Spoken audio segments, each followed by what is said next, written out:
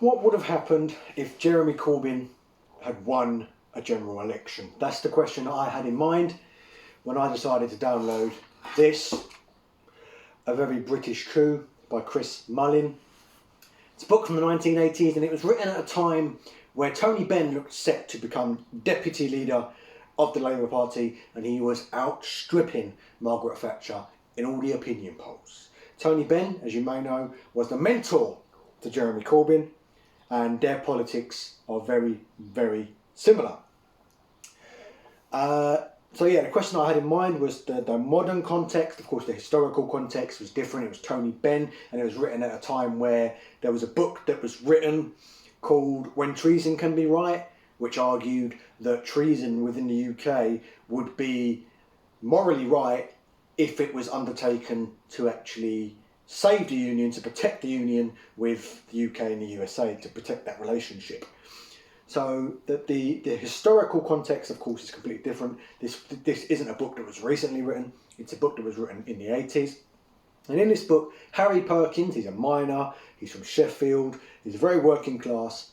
He defeats all the odds and he becomes Prime Minister.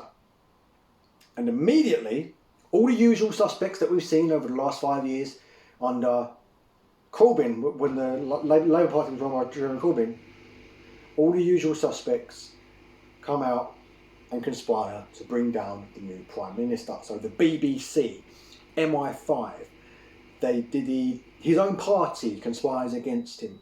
His own cabinet ministers conspire against him.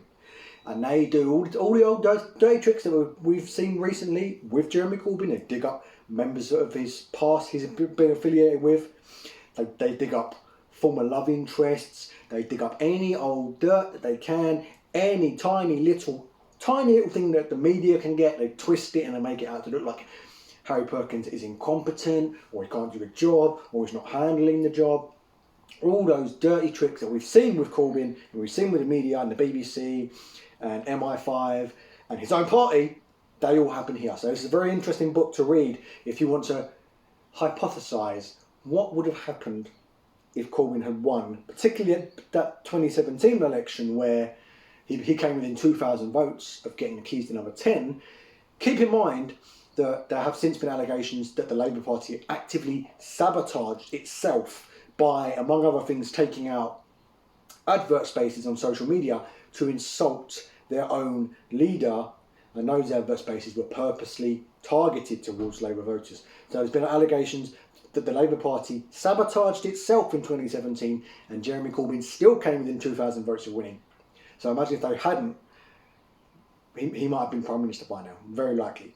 So they all come out, and this is a very good book for hypothesising what exactly would have happened. Would the establishment, MI5, the Crown, the Cabinet, the party, would they all have just accepted it, taken Jeremy Corbyn as their new Prime Minister and accepted it and got on with the job, or would they have done exactly what happens here in this book, which is actively subvert the new democratically elected government and attempt to undermine and overthrow him?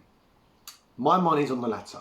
So this is very, very good, interesting reading for 2021.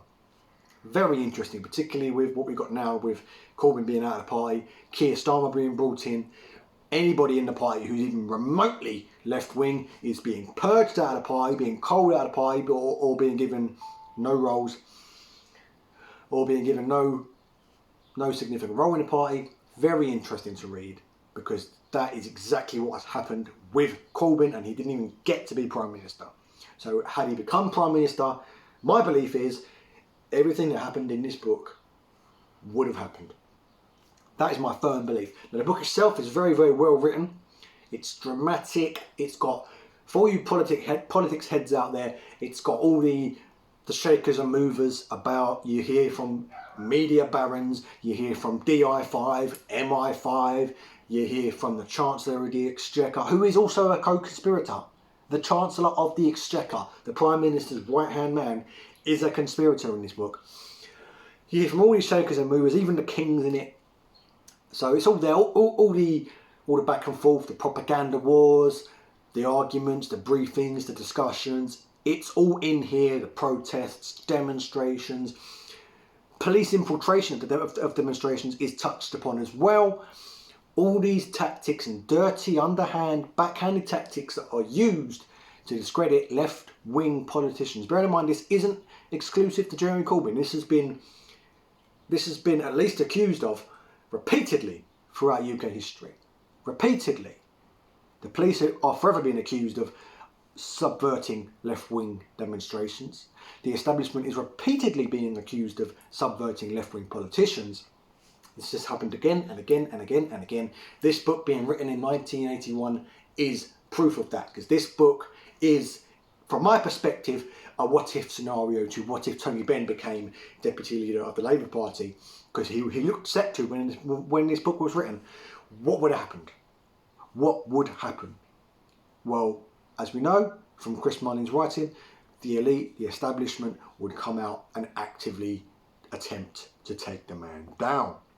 Now, history tells us that Tony Benn didn't become deputy leader of the Labour Party, but that's neither here nor there. This book was written at a time when he looked about to. So definitely go ahead and give that a read or a listen. I did listen to it on Audible. I listened to it a large part while I was working on this house. It's now finished, so yeah, go ahead, give it out of 100. I'm going to give it 75%, purely because there could have been a bit more action in there. In times it felt like Chris Mullin was going off on tangents about silly things that didn't really need explaining. For instance, there's a nuclear reactor meltdown that takes place in a flashback sequence in the book. Didn't really need that level of detail. All we needed to know was that there was very almost a nuclear reactor meltdown. The Prime Minister, when he was Secretary of State, was involved in getting that plant built. So that's all we needed to know. We didn't need to know the ins and outs and what happens and how a nuclear core melts.